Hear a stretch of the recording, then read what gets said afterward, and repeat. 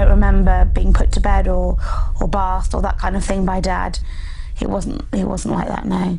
When Ozzy Osbourne passed away on a July morning, the world fell silent. The final rounds of applause, the dazzling stage lights, and the tearful farewell from his family marked the end of a rock era. But amid thousands of tributes, an old voice resurfaced, not from his current wife, not from the band Black Sabbath, but from the woman who once held his hand in those early years, Thelma Riley. And what she said cut through the memories the public thought they understood, like a blade through fabric. I never stopped praying for Ozzy, but I was also the one who abandoned him at the moment he needed me the most. For more than 40 years, people believed that Ozzy's first marriage ended because of his addictions, his erratic behavior, and his irresponsibility. But after the funeral, Thelma admitted it was she who had betrayed him, who left him while he was fighting illness, loneliness, and exhaustion. A confession that came too late, but just in time to change the way the world sees the solitude of a legend.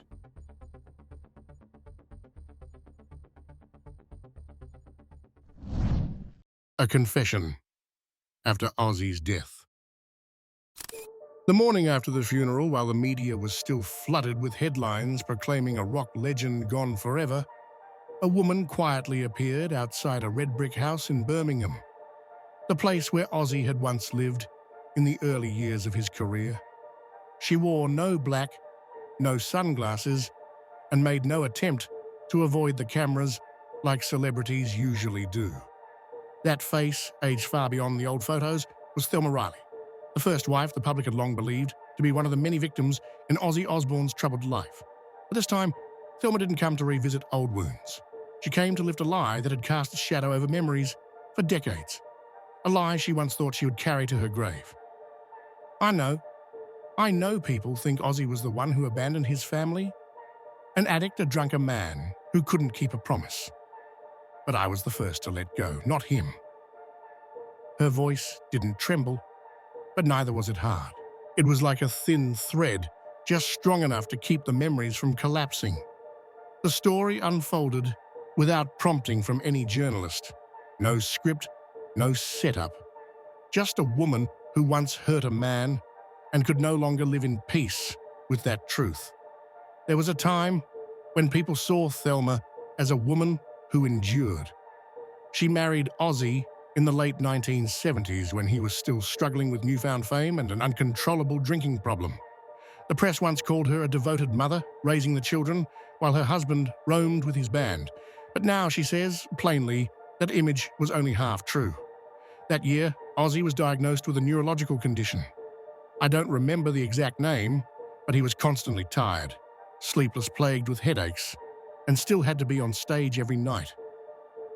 I saw it, I knew, but I wasn't there. Her eyes drifted toward the wooden fence out front, where weeds had grown thick along the base. At that time, Ozzy had just launched his solo career after leaving Black Sabbath.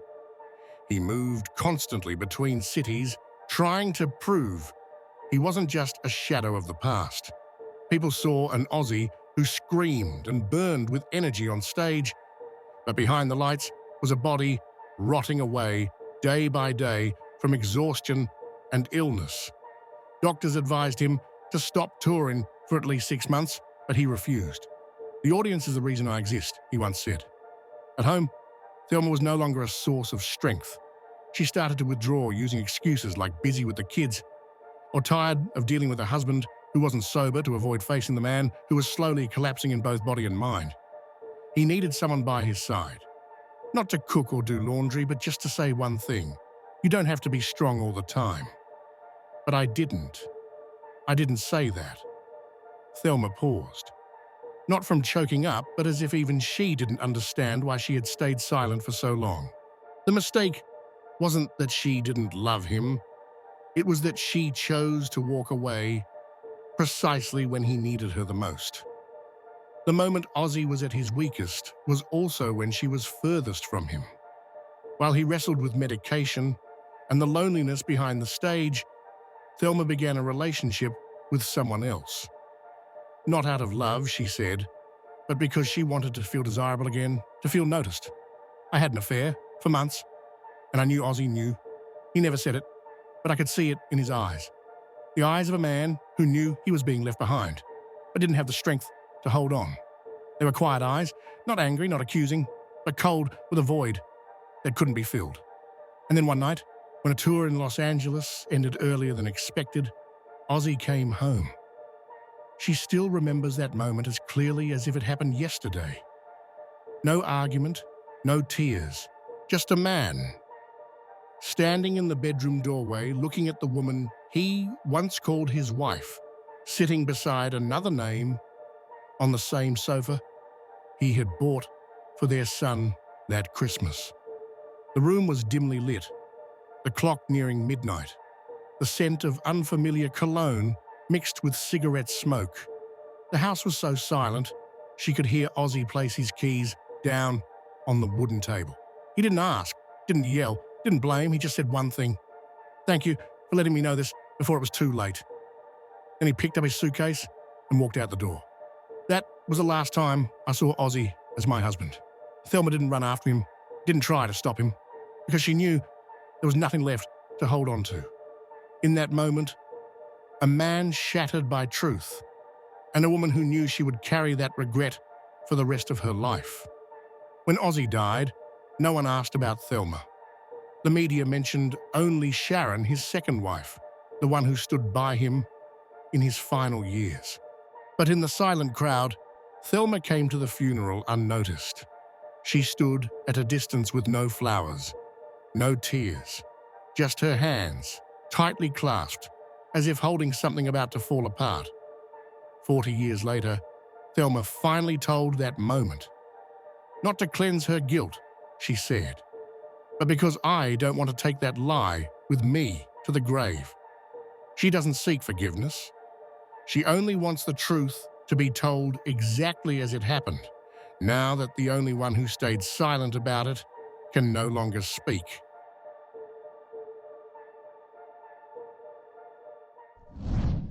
The day they parted, without a single word of blame. No one could have imagined a breakup could be this quiet. No shouting, no broken glass, no dramatic outburst to tear open the frustration that had built up over months. The small house in the suburbs of Birmingham, once the warm nest of a famed bandleader, and the woman once thought to be his silent pillar, witnessed one of the saddest endings, not because of noise, but because of an utter and chilling stillness. It was an autumn evening, a light drizzle falling, the streets deserted and soaked. Ozzy came home earlier than expected. His tour in the US had been abruptly cancelled due to his worsening health. His personal assistant had suggested taking him to the hospital for a checkup after a prolonged dizzy spell, but Ozzy refused. He just wanted to go home, to return to the place he believed was his only safe haven. But what he called home was now nothing more than a borrowed scene from the past. The house was pitch dark. No one came to open the door. Ozzy had to use his own key to get in, something he had never had to do before. His footsteps echoed on the old wooden floor, each step heavy, as if dragging along a soul drained of life. A faint light from the living room spilled through the door crack, accompanied by the soft laughter of an unfamiliar man. He didn't need to open the door to know what was happening. And then he did the only thing a worn-out man could do, opened the door, stepped in silently. Thelma was startled. The man beside her was too. They sat there, hand in hand, on the chair Ozzy had given her for her birthday 4 years earlier. On the table, a half-finished glass of red wine cigarette ashes scattered. The air wasn't chaotic, but as if it had frozen in a single blink. "I didn't know what to say," Thelma confessed. "I wasn't prepared for him to come back. I thought I had one more night to hide it. But I didn't." Ozzy didn't ask anything, no anger, no pain expressed through screams or tears. He just looked at her, a look not filled with hatred, but with quiet acknowledgement, "I understand."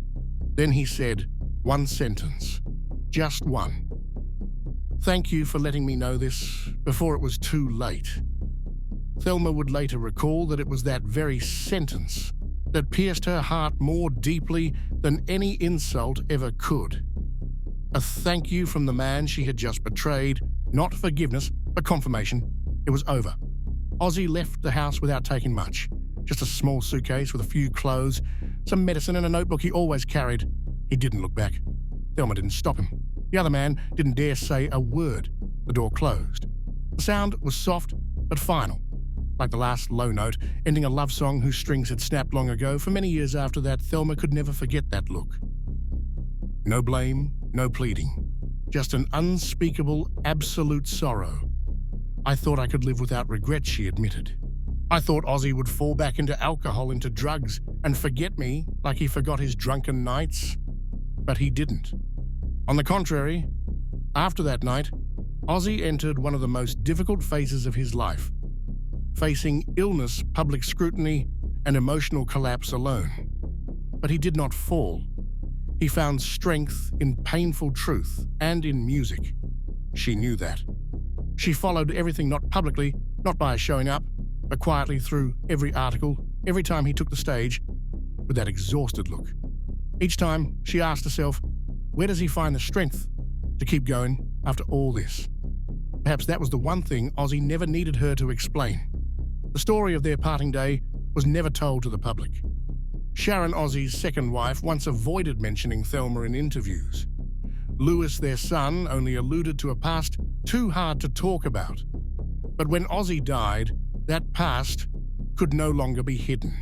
And Thelma, in the end, was the only one brave enough to lift the veil of silence.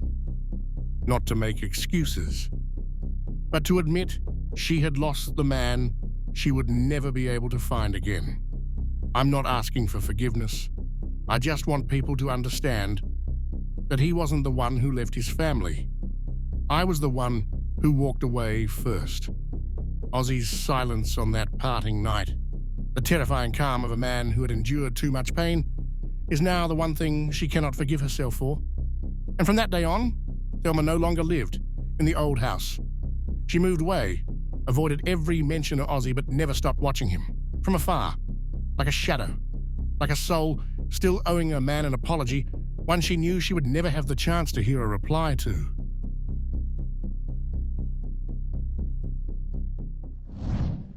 Louis Osbourne and the belated pain of a farewell without forgiveness. When Ozzy Osbourne died, the news was filled wall to wall with tributes, and his timeless songs echoed once again like a final bell toll for a legend. But inside a room in the English countryside, one man couldn't sing along, couldn't cry, and couldn't even speak his father's name without tasting bitterness rise in his throat.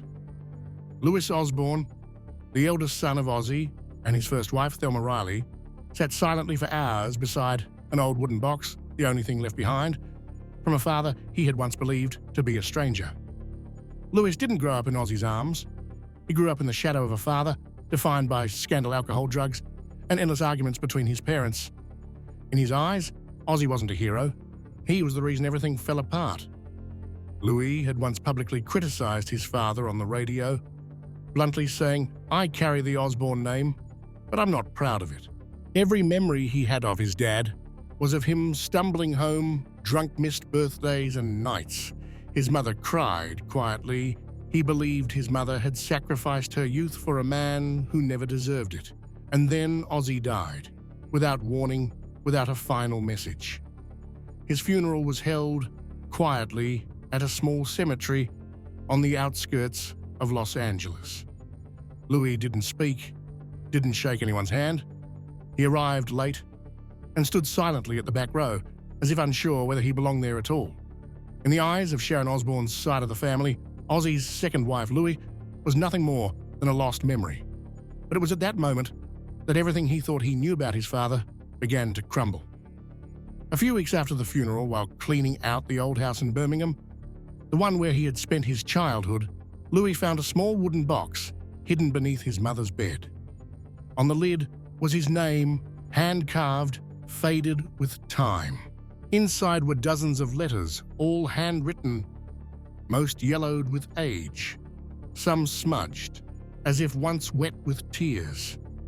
Each was signed, Dad. Lewis froze. He couldn't understand.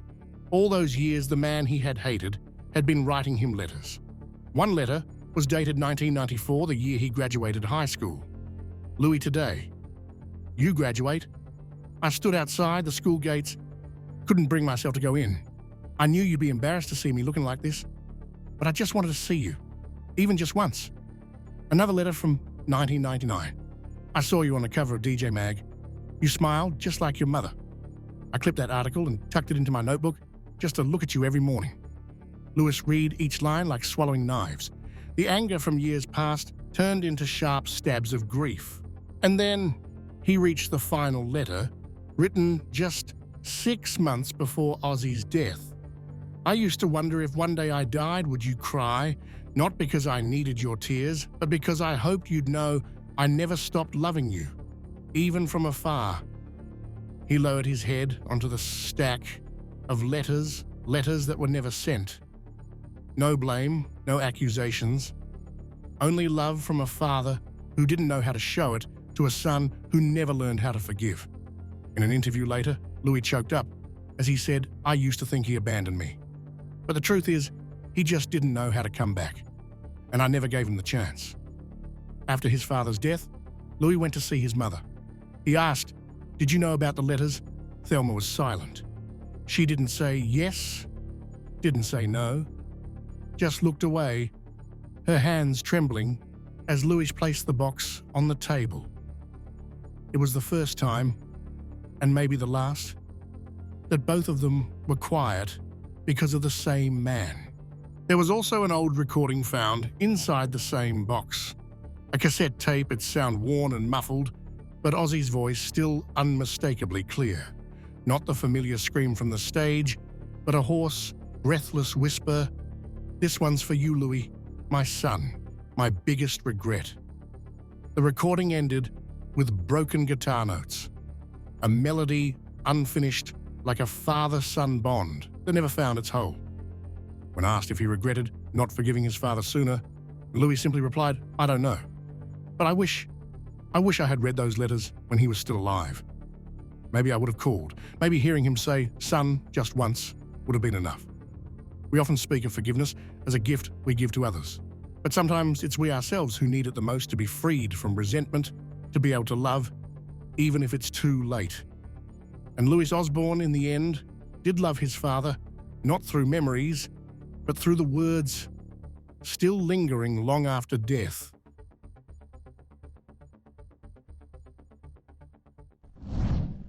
Ozzy and Thelma, a love that broke from the very beginning.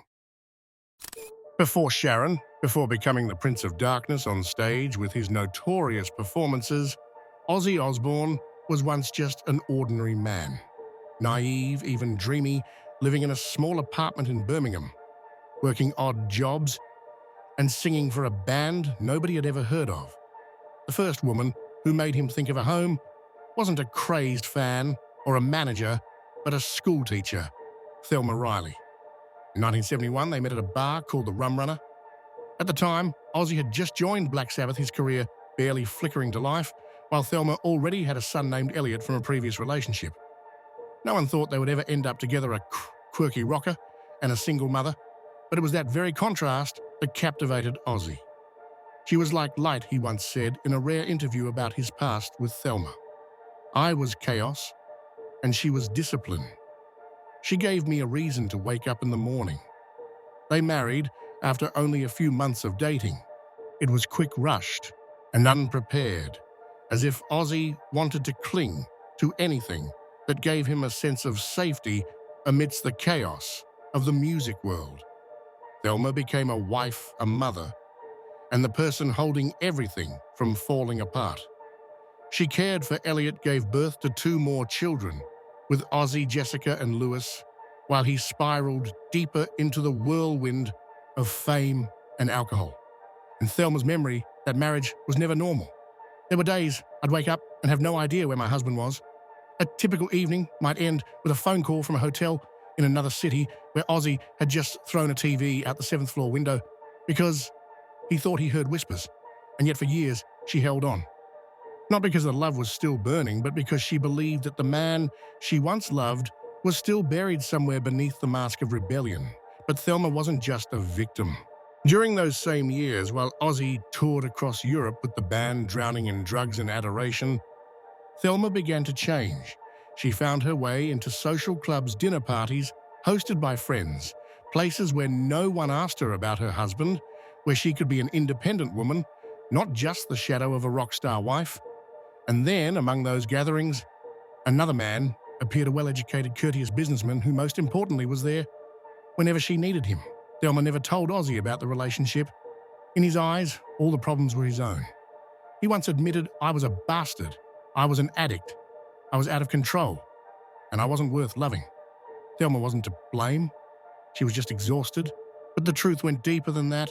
Because while Ozzy battled his addiction and began experiencing the first signs of Parkinson's, a slight tremor in his left hand, chronic insomnia, strange muscle pains, the woman he called his wife was quietly building a life that no longer included him.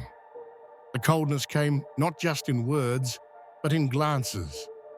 On nights when he came home in pain, hoping for a warm meal, Thelma would say, "You did this to yourself. Don't expect me to pity you." The first time he collapsed in the bathroom, Thelma didn't call a doctor. She simply left for work as if nothing had happened. That was the first moment Ozzy realized he was dying, not from illness, but from being invisible in his own home. A year later, he discovered Thelma's affair not through a confession, but through a hotel receipt accidentally mixed in with other papers. He said nothing, just walked out of the house, went straight to the studio, and screamed into a demo that was never released. She burned the bridge I kept trying to rebuild. The breakup happened quickly after that, as if both had been ready for a long time. Thelma didn't cry. Ozzy didn't beg. Only Louis, then just over 10 years old, stood between them, not understanding why everything was falling apart. And from that moment on, they each went their separate ways. Thelma remarried a few years later. Life seemed more stable, but never quite complete. In a recent interview, she once said, "I used to think I needed a normal man, but after everything I realized, maybe I needed someone crazy in a way only Ozzy ever was." And perhaps that was the first time Thelma accepted that what she once walked away from was exactly what she had always longed to return to. But the train had already left, and the artist who once loved her with all his chaos had now gone forever. When asked whether she ever wished she hadn't left him, Thelma didn't answer. She simply gazed off into the distance and whispered, "I never stopped praying for the man I once loved."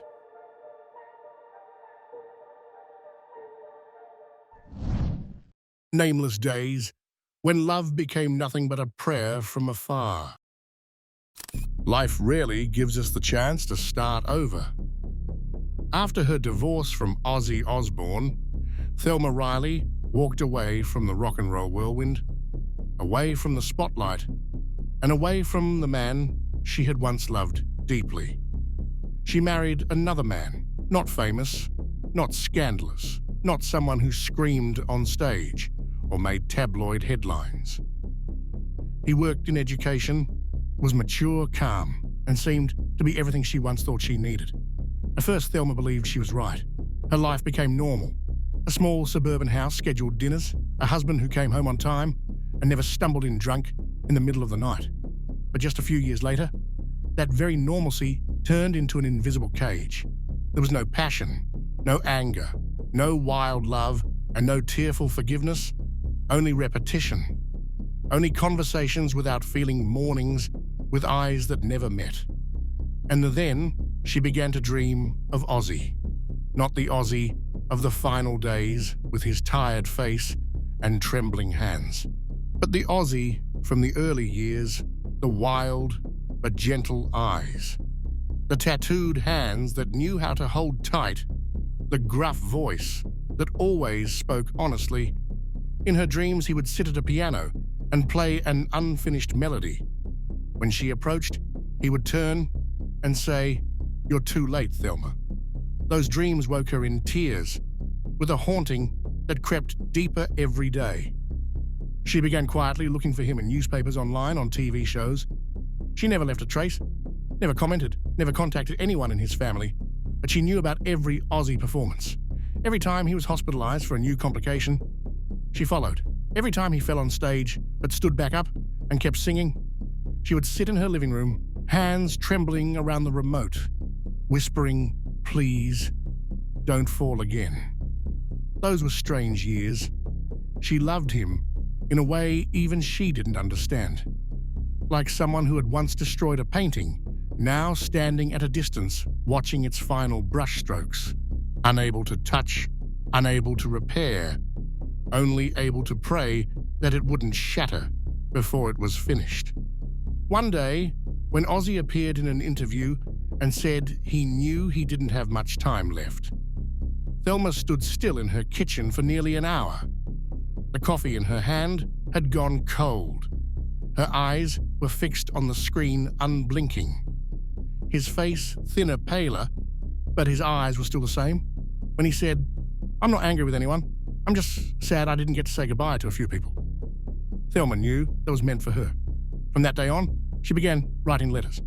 Never sent, just written every night. On blank paper, with no lines by hand, to keep the feelings honest.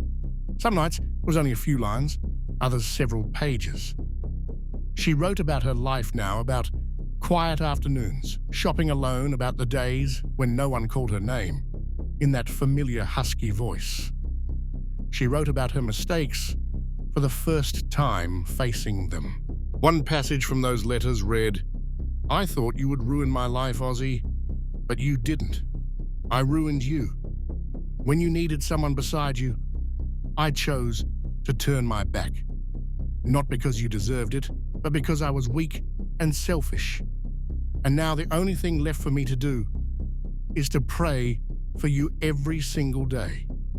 When Ozzy was hospitalized for the last time, Thelma didn't go. She knew her presence wouldn't be welcome, perhaps by his family or perhaps by her own conscience.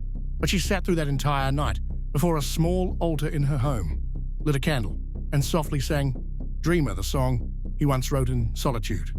A few weeks later, Ozzy passed away. The news didn't make Thelma cry right away. She just stared at the screen. Something inside her felt hollow.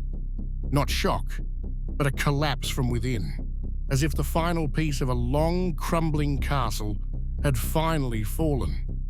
It wasn't until Elliot, her eldest son, came to embrace her that she broke down. No sobbing, just tears, falling uncontrollably. A pain long suppressed, now unstoppable. Since then, every morning she lights incense for Ozzy, not as a fan, but as someone in debt. Someone who once loved, once betrayed, once walked away, and in the end, never had the chance to return.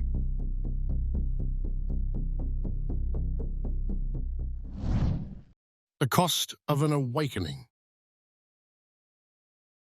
Since Ozzy Osbourne left this world, Thelma Riley has not once appeared in public.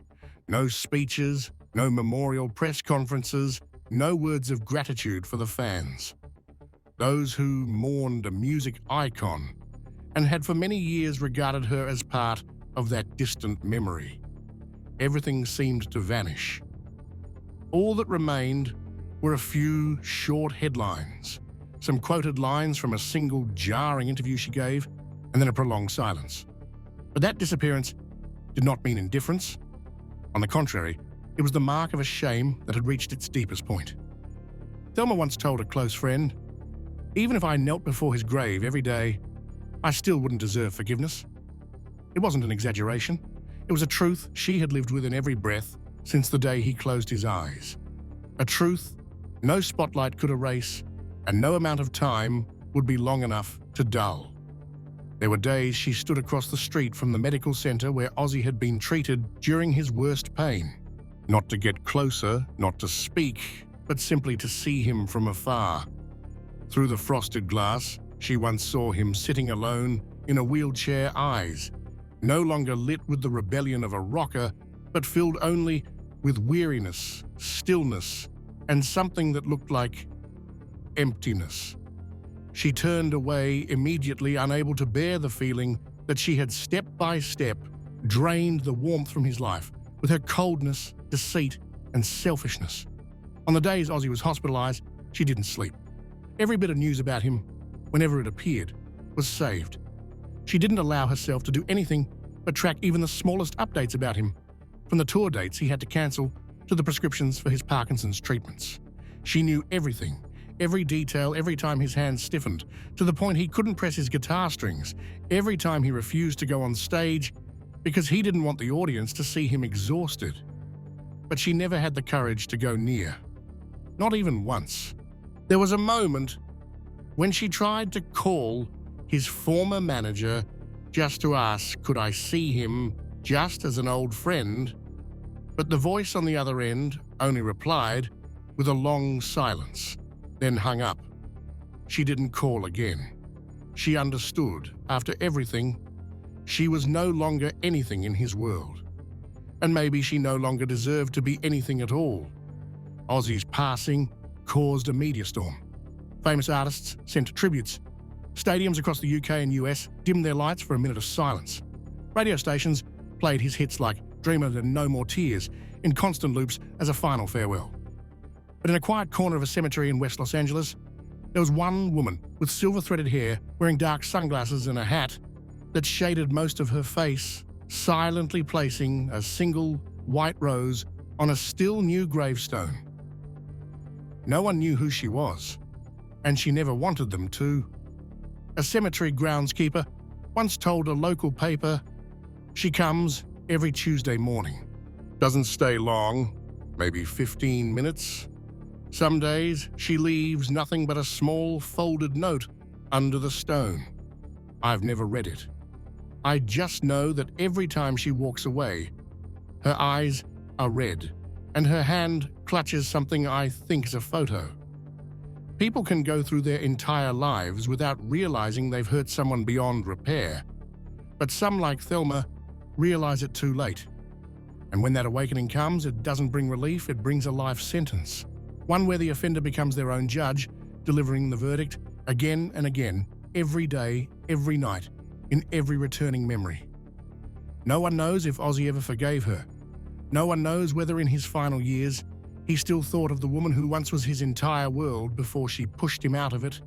But Thelma knows, and she believes he deserves to know the truth. Not so he could forget, but so he could understand that the love they had was real, even though it was betrayed. And the regret was real, even if it came far too late. She once wrote, "If there's another life, I only ask to be a stranger passing through his. And this time, I will not hurt him." This story doesn't end with forgiveness, nor with a belated embrace. It ends with silence, a silence that is long, deep, and painful. But within that silence, love, even if it comes too late, still lives.